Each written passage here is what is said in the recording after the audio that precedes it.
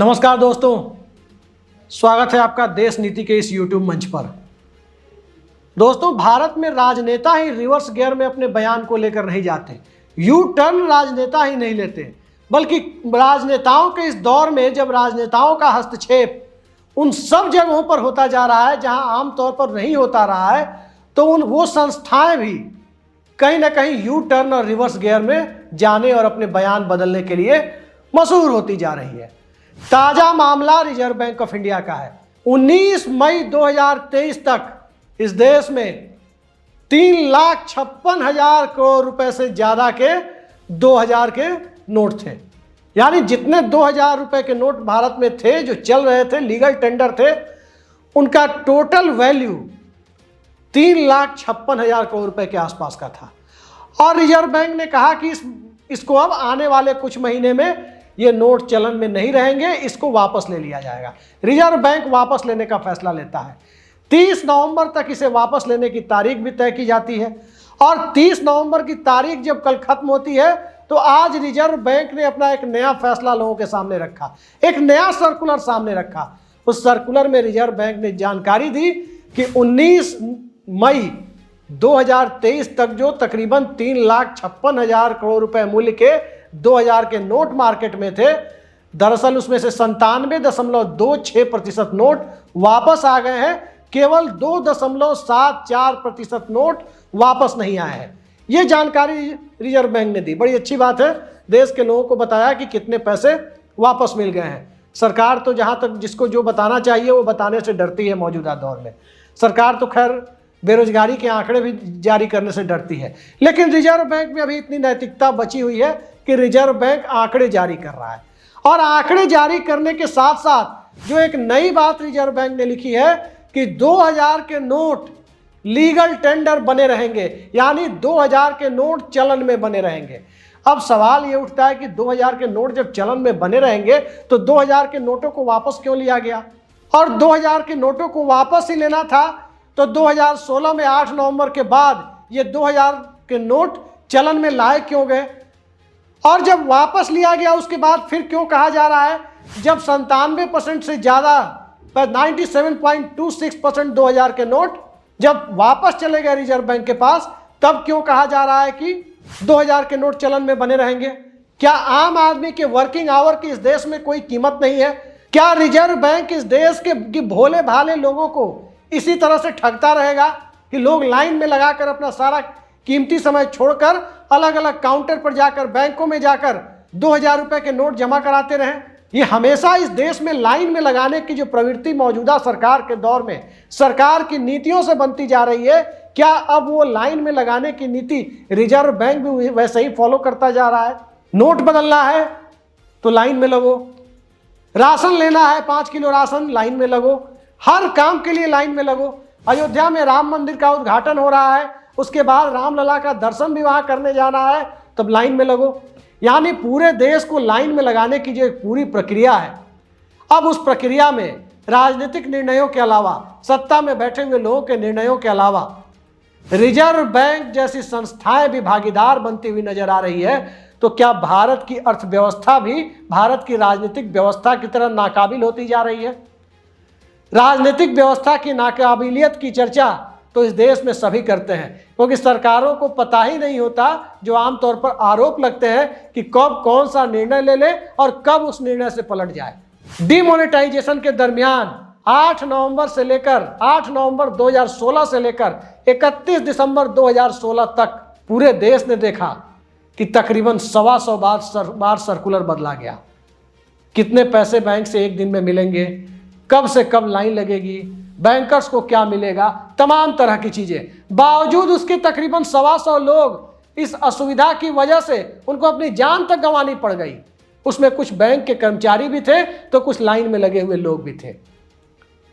अब सवाल ये उठता है कि रिजर्व बैंक ने जो 2000 रुपए के नोट वापस कराए हैं वो किस मानसिकता से कराए हैं, इसके पीछे उसका मकसद क्या था? और जब 97.26% नोट वापस आ गए, तो क्या जो बचे हुए 2.74% नोट हैं 2000 के, क्या वो काला धन है?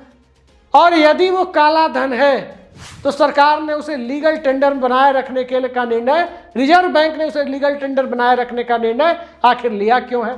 एक अर्थशास्त्र के विद्यार्थी होने के नाते, एक आम आदमी होने के नाते, एक पत्रकार होने के नाते व्यक्तिगत तौर पर मुझे समझ में नहीं आ रहा कि आखिर 19 मई से जो कवायद शुरू की गई उस कवायद का मकसद क्या था।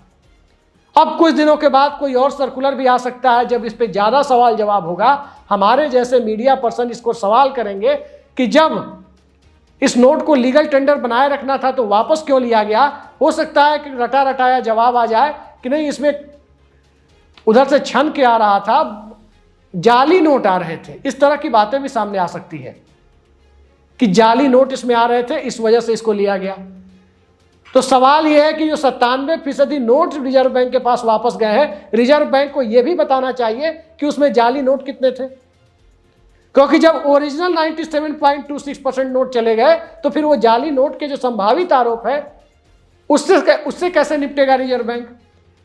सवाल दरअसल यही है कि इस देश में भारत की करेंसी को इतना ज्यादा फ्लक्चुएटिंग करेंसी, इतना ज्यादा अस्थिर करेंसी बनाने का प्रयास क्यों किया जा रहा है। दुनिया में जिस किसी देश की मुद्रा, यह अर्थशास्त्र का एक स्थापित सत्य है कि दुनिया में जिस किसी देश की मुद्रा स्थिर नहीं रही है और अस्थिर रही है, बहुत ज्यादा वोलाटाइल करेंसी जिस कंट्री की रही है, उस कंट्री की अर्थव्यवस्था में कभी स्थिरता नहीं आ सकती। आप ब्रिटेन में चले जाएं, तकरीबन 150 साल पहले छपा हुआ डॉलर भी यदि किसी, पौंड भी किसी के पास है, वो भी अभी लीगल टेंडर है। आप अमेरिका में चले जाएं, तकरीबन 100-150 साल पहले का अगर किसी ने बचा करके रखा है डॉलर, वो भी अभी लीगल टेंडर है।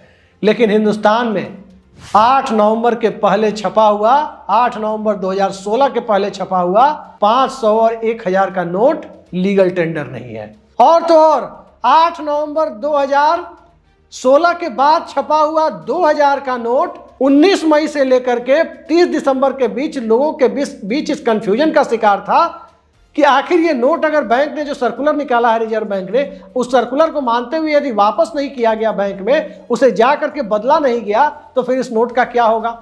क्योंकि उस दरमियान सरकार ने डेडलाइन तो तय कर दी कि बैंकिंग सिस्टम में ये पैसे वापस चाहिए, उस दरमियान भी ये कभी नहीं कहा कि ये नोट लीगल टेंडर नहीं रहेंगे।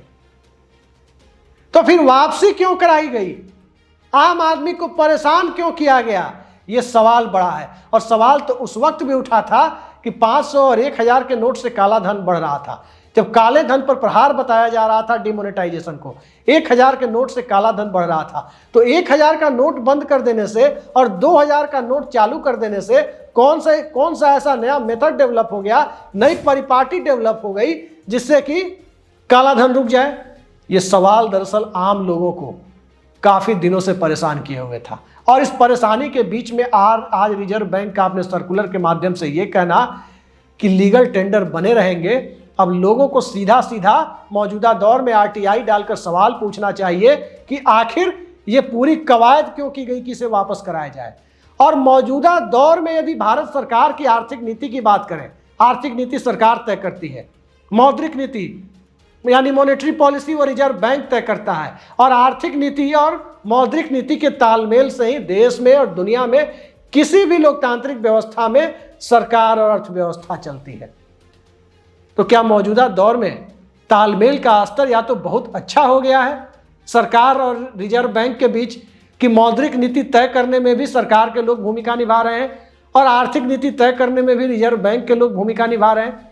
और लेकिन यदि वाकई ऐसा होता कि इन दोनों के बीच तालमेल अच्छा होता, तो रिजर्व बैंक के गवर्नर रघुराम राजन पद छोड़ते टाइम और पद छोड़ने के बाद वो सारी बातें नहीं कहते जो अब वो कह रहे हैं या लंबे समय से कहते रहे।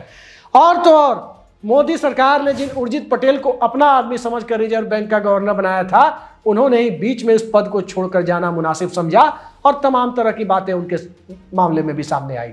तो ये तालमेल वाकई इतना अच्छा था तो दो लोग गए क्यों।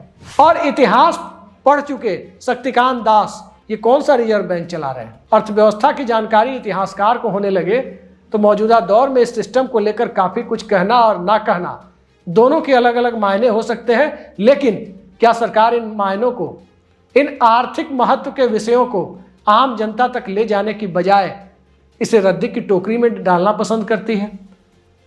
दरअसल सिस्टम रद्दी की टोकरी में पहुंच जाए तो रिजर्व बैंक के सर्कुलर कब कौन से आ जाए और कब कौन से पुराने सर्कुलर रद्दी की टोकरी में पहुंच जाए, ये बहुत बड़ा मुद्दा नहीं है। देखते जाइए, तमाम तरह की चीजें और देखने को आपको मिलेंगी। फिलहाल तो यही है, आज का सत्य यही है जो रिजर्व बैंक के सर्कुलर में कहा गया है कि 97% से ज्यादा नोट वापस लेने के बाद 2000 के जो नोट है वो लीगल टेंडर बने रहेंगे। और क्या लीगल है क्या टेंडर है, मौजूदा दौर में ये अपने आप में कंफ्यूजिंग सवाल है। फिलहाल के लिए इतना ही। नमस्कार।